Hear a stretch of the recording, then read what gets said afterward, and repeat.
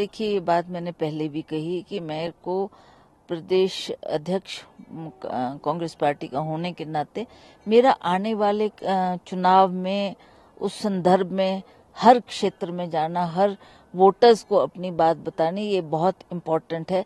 अगर मैं खुद लड़ती हूँ तो फिर मैं केवल मंडी पार्लियामेंट तक सीमित हो जाती हूँ। तो मैं चाहती हूँ कि पूरे हिमाचल प्रदेश में काम करूँ, कांग्रेस को जिता कर लाएं, अपनी गवर्नमेंट को भी हम स्टेबल करें और उसके साथ साथ उन 4 लोकसभा के चुनाव भी बहुत ही महत्वपूर्ण है और हम चाहते हैं कि ये भी हम इनको जीतकर सफलता हासिल करें। विक्रमादित्य जी चुनाव में आते हैं, आपके परिवार की भूमिका अहम है मंडी में। अगर हम देखें तो क्षेत्रफल की दृष्टि से 1/3 हिमाचल का क्षेत्र जो है मंडी पार्लियामेंट्री सेगमेंट में आता है। कितना महत्वपूर्ण रहने वाला है अगर विक्रमादित्य फील्ड में है? अगर क्या आपको भरोसा है हाईकमांड उनको टिकट देगा?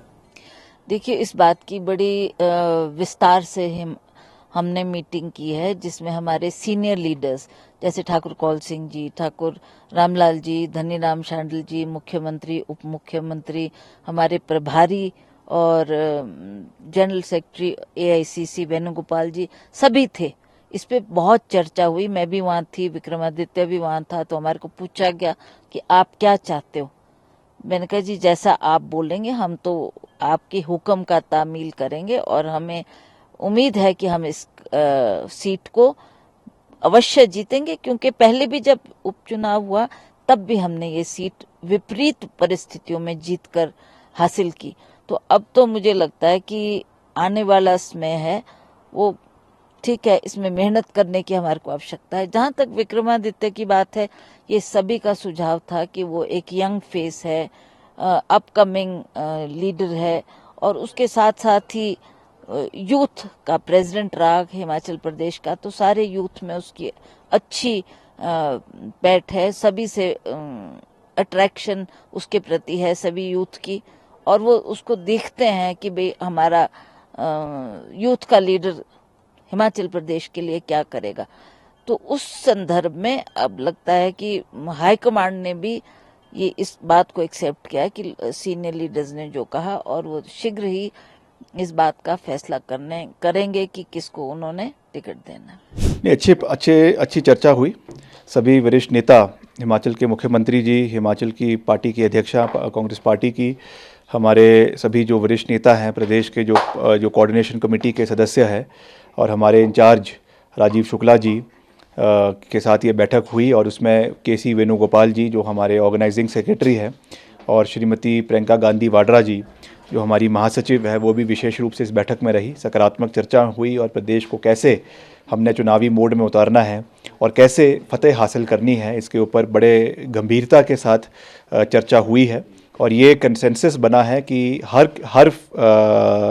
हर विधानसभा में भी और पार्लियामेंट में भी जिताऊ उम्मीदवारों को, सबसे स्ट्रॉन्गेस्ट उम्मीदवारों को उतारा जाएगा। और ये बहुत अच्छी बात है, क्योंकि जब लड़ाई लड़ी जाती है तो पूरी दमखम के साथ लड़नी चाहिए, इसमें कोई दो राय नहीं है। तो हम इस पे सब बातें हुई है। बाकी 13 तारीख को आगामी CEC की बैठक है, और ऐसा संभावित है कि 13 शाम को या 14 तक सारी जो हमारी टिकट्स है उसकी घोषणा जो है वो CEC द्वारा कर दी जाएगी। क्या हम ये माने your mother who is member of parliament from Mandi, अब वो कंटेस्ट नहीं करेंगे क्योंकि आपका नाम आगे आ गया है? And are you ready to? नहीं, देखिए, वो भी अभी तक तो वो भी उसमें है, पैनल में है, और मेरा नाम भी उसमें भेजा गया है। बाकी जैसा मैंने कहा कि जो डिसीजन है वो CEC में लिया जाएगा कि कौन यहाँ से सबसे मजबूत प्रत्याशी है।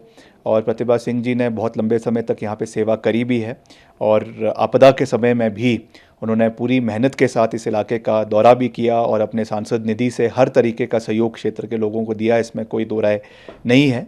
But ultimately the party has to decide हर चीज़ को। जैसा मैंने कहा, all the pros and cons have to be taken into consideration, और उसके बाद ये फैसला लिया जाएगा कि आगामी किसको टिकट दिया जाएगा। मगर हम पूरी मजबूती से लड़ेंगे, मिलकर लड़ेंगे, और केवल लड़ने के लिए नहीं लड़ेंगे, मगर इसको फतेह हासिल करने के लिए ये लड़ा जाएगा, और हम निश्चित तौर से इस सीट को जीतेंगे।